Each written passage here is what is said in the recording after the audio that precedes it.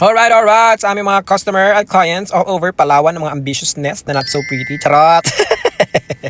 Nalait pa yun, char. Hindi ka man nalait dito, huy!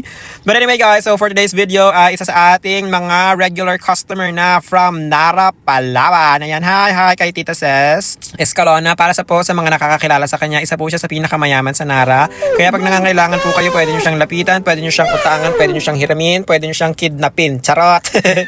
Joke lang, Tita Ses. But anyway guys, so ito, ang buhok ni Tita Ses po is like puro white hair na almost. Parang nasa 90 to 98% na ng hair niya is white hair talaga. So kaya regular siyang nagko-color ng hair. So we suggested na after natin siyang i-roots is i-hair reborn natin yung kanyang hair. So eto guys, yung ina-apply natin dito is hair reborn na. Hindi na namin naipakita sa inyo yung pag-rootings namin ng kanyang hair. Kasi nga po nakalimutan ko. Sorry naman. So ayan po. Pero ang gusto ni Tita Ses is ayaw niya ng flat na flat. Gusto niya medyo volumize, kaya hindi ko na masyadong tinamaan yung nasa roots para at least ang ma-straighten lang ng hair reborn natin at ma-refresh na rin is yung mga ends lang na syempre sobrang dry na gawa ng kaka-color niya at hindi na maintain ng maayos kasi nga syempre sobrang busy ang ating client na ito. Sobrang busy sa pagpapayaman at mukhang ayaw ng tumigil sa pagpapayaman kasi plano niya atang higitan si Elon Musk. Charot! Hey, bigla kang sumakses eh. But anyway guys, eto po, syempre babawad natin siya for an hour and a half para mas kumapit ang gusto yung ating hair reborn na treatment. And after that, i-wash natin siya of course. After wash, i-blower natin siya. So ayan, blower. At after nyan, syempre ironing tayo guys para ma-lock in natin yung hair reborn na inilagay natin sa buhok ng ating beautiful client from Nara, Palawan. So ayan, after natin i-plancha, guys, isi-set aside pagkain. Gunggong!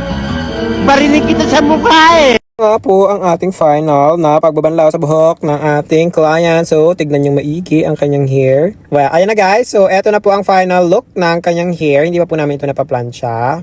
Diba?